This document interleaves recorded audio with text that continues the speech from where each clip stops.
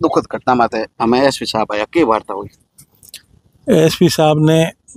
यहाँ जो परिजन आए हुए हैं, धरना पे बैठे हुए हैं और पोस्टमार्टम के लिए मुलजिमों को जब तक गिरफ्तारियाँ नहीं होती तब तक के लिए धरना देने का इन्होंने ऐलान कर रखा है।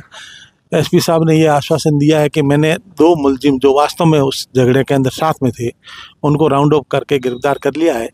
और शेष मुलजिम और मेन मुलजिम जो चंपालाल है, जो एनएसजी कमांडो है, मेन मुलजिम है, उसके लिए वहाँ पे टीम भेज दी गई है जहाँ पे इसकी पोस्टिंग है,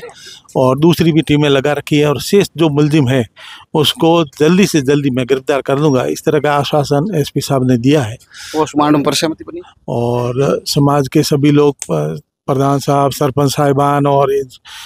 सेवर परिवार के सभी वरिष्ठ जन यहाँ पे बैठे हुए हैं,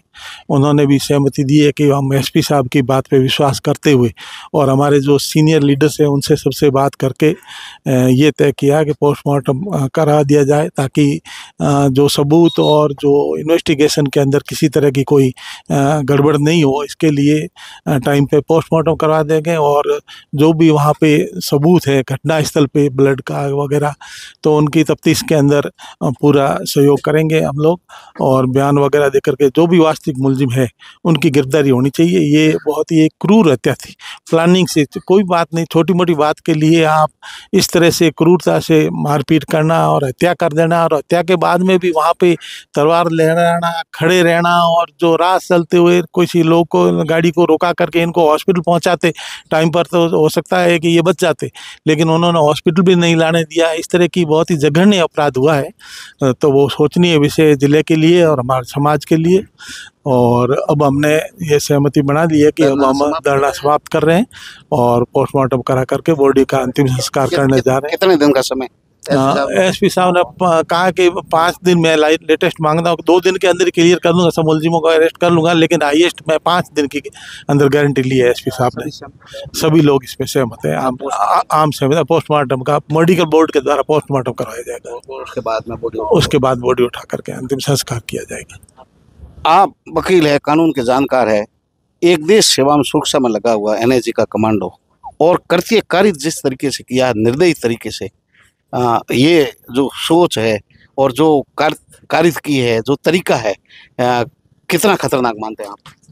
उसको देश के अंदर बहुत बड़ी एनएसजी एक बहुत अच्छा फोर्स है, और सुरक्षा की इतनी सीनियर एजेंसी, और जिस पे देश के लोगों को विश्वास है, और बहुत बड़ी जिम्मेदारी उसके कंधों में थी, उसने इस तरह का नीच कृत्य किया है, तो वो पूरे देश के लिए चिंता का विषय है, हमारे समाज के लिए और जिले के लिए तो है ही है।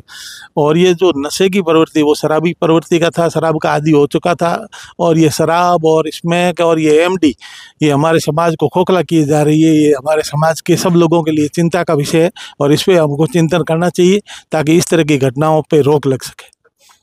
समाज का काम आप लंबे समय से देख रहे हैं, सामाजिक संगठनों से जुड़े हुए हैं, छात्रावासों में जुड़े हुए हैं,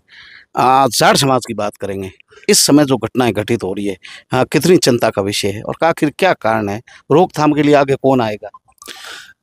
ये घटनाएं बहुत ही गंभीर है। नशे प्रवृत्ति को रोकने के लिए पहले डीआईजी विकास कुमार ने काफ़ी बड़ा अभियान चलाया, और हमारे समाज के मुखिया लोग थे, उन्होंने भी उसको सहयोग दिया, तो नशे के प्रवृत्ति पे काफ़ी कुछ रोक लगा है। लेकिन अभी भी जो घटनाएं हो रही है, ये हमारे समाज के लिए चिंता का विषय है, और जब तक समाज के जिम्मेवार आदमी इसको सख्ताई से लागू नहीं करेंगे, ऐसे आपराधिक प्रवृत्ति के लोगों को, और तस्करी और इस नशे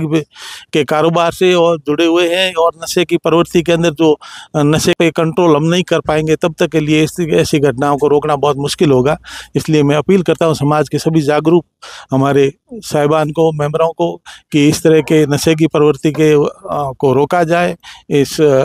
समाज के युवा पीढ़ी को अगर नहीं रोक पाए हम, तो इसके गंभीर परिणाम हम सब लोगों को भुगतने पड़ेंगे। इसलिए मैं अपील करता हूं कि ये समाज के जो भी जिम्मेवार आदमी हैं, जिम्मेवार लोग हैं, वो इस प्रवृत्ति को रोके और इसको सुधार करने की कोशिश करें।